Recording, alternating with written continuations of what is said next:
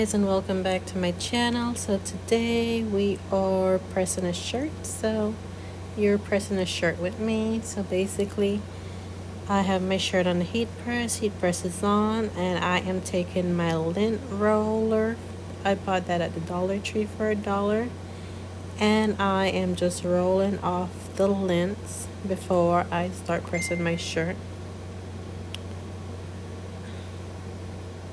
I don't know if you can see that, but there's a lot of stuff on there. So basically I am making a crime scene shirt. So I'm trying to have the front of the shirt looking like a crime scene.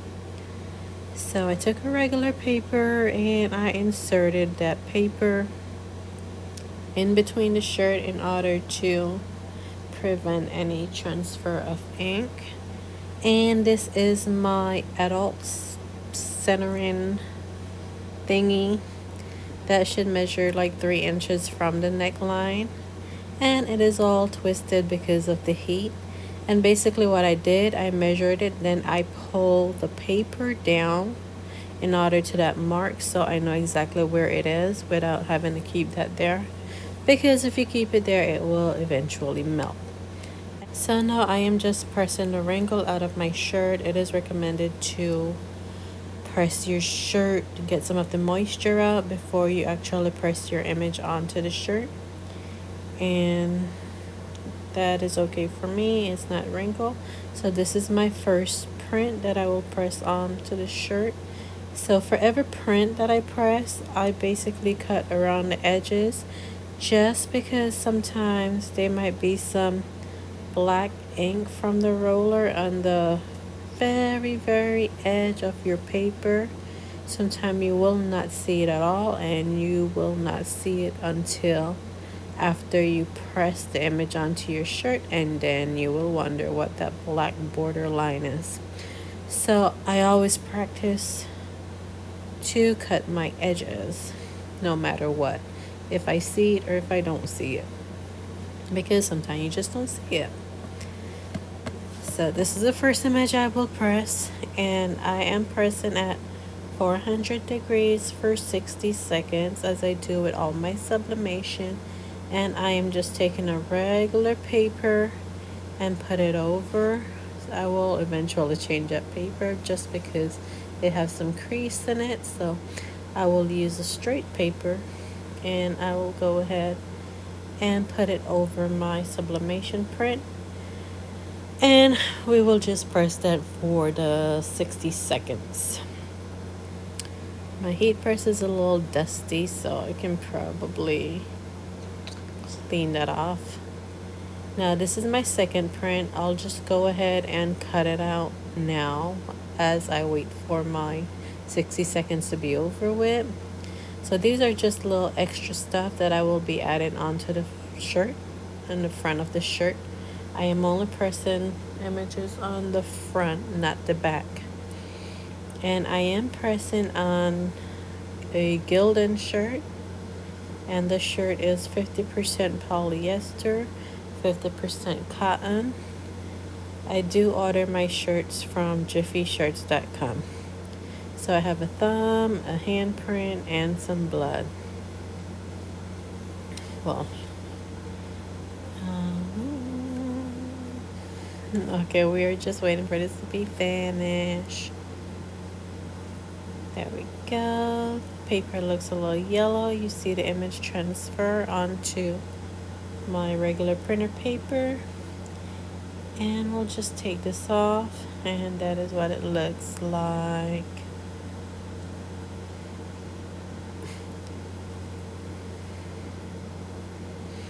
So I will move that, and I will adjust so I can put my other little bloody hands on the other side.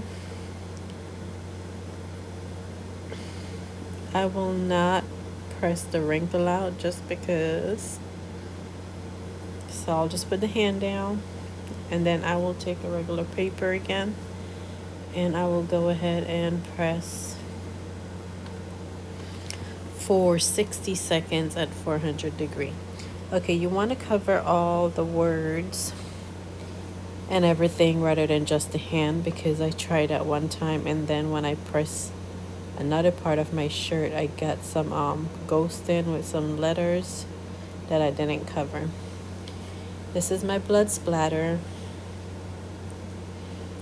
So we are just cutting the edge again, and I did print this so it can fill the entire page, so I am just cutting through it to my liking, and I will probably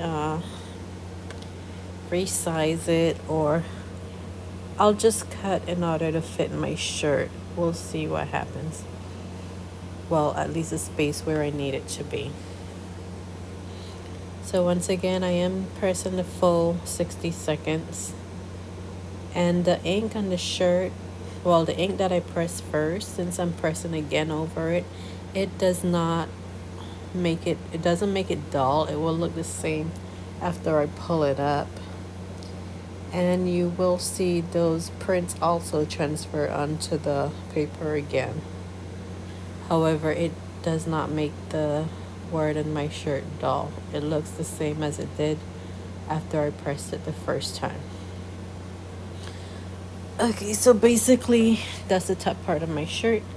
I will take my shirt off and I will work from the bottom, and I will put that blood splatter, make it look like it's splashing upwards.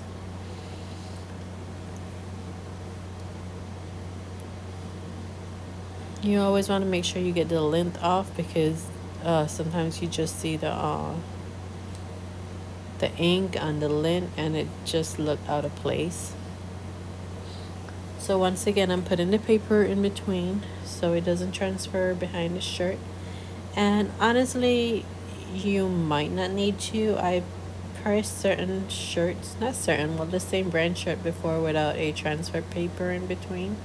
Well, without a paper in between, a regular paper, and it didn't transfer onto the back. I think this is more for when you're working with 100% polyester, then you want to always have that safety net in between so it doesn't transfer to the back. But I still do it just in case, because you never know. So basically I am just positioning this paper to fit on my shirt. I will trim whatever excessive edges. I'm working with a 15 by 15 heat press, so I will trim whatever excess edges off. If you just go ahead and press, you might get like a little shadow like hanging off, or it doesn't press. It just doesn't look right.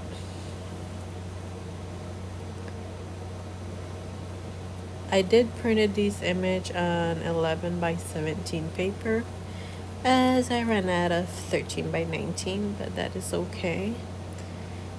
And basically I usually cover everything that's displayed under the heat press.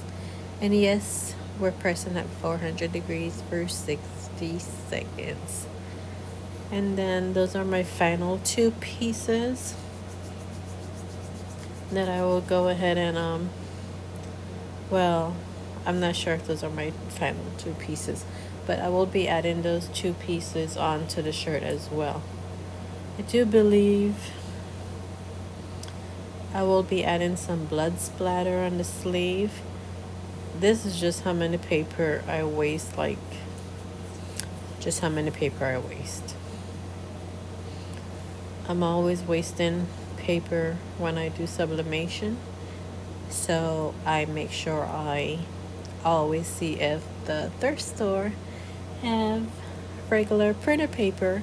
That way I know I didn't pay full price, but it's still a waste. I had a roll of butcher paper, but it's all gone.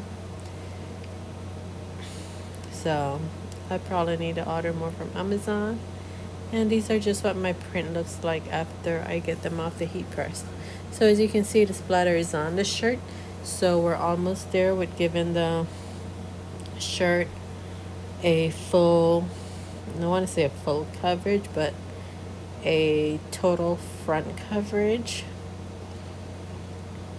There you go. You got the hand, the prints, the blood splatter. So I'm putting some little blood on the side. On one side, I'll put the two streaks of blood, and then on the other side, I will put the fingerprint. And as you can see, I do try to keep the other ink that's already pressed off the heat press, just because I just need the edges. And yes, we are pressing at 60 seconds for 400. So for every press I press at 60 seconds for 400. And if you're pressing over something you already pressed, it does not affect the quality or the vibrance of your print. In my situation, it doesn't. It looked the same. So we're doing this side for 60 seconds again.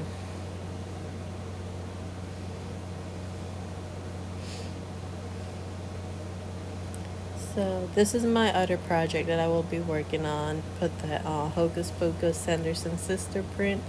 I did bleach some shirt.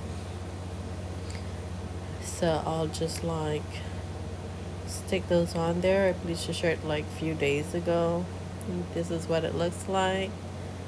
So I will be pressing this after I'm done with my crime scene shirt.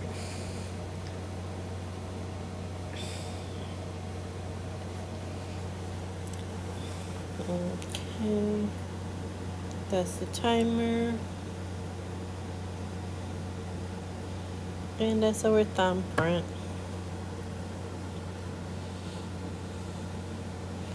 Okay, so yes, I am doing the sleeve.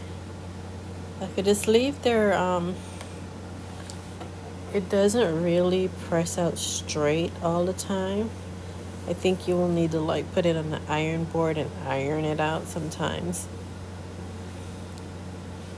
So sometimes it does, sometimes it doesn't.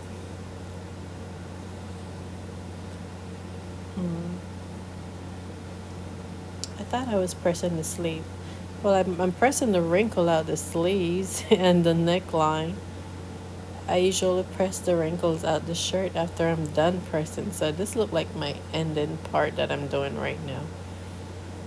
Okay, I probably did made another crime scene shirt, and I did recall putting blood on the sleeve. So this might have been a different shirt. Same concept in the front, but different. Yep, I did not put any blood on this sleeve. So this is what it looks like. This is my final crime scene shirt. Hope you enjoy. The back is pretty clean. Until next time, don't forget to like and subscribe. Thank you for watching. Peace out.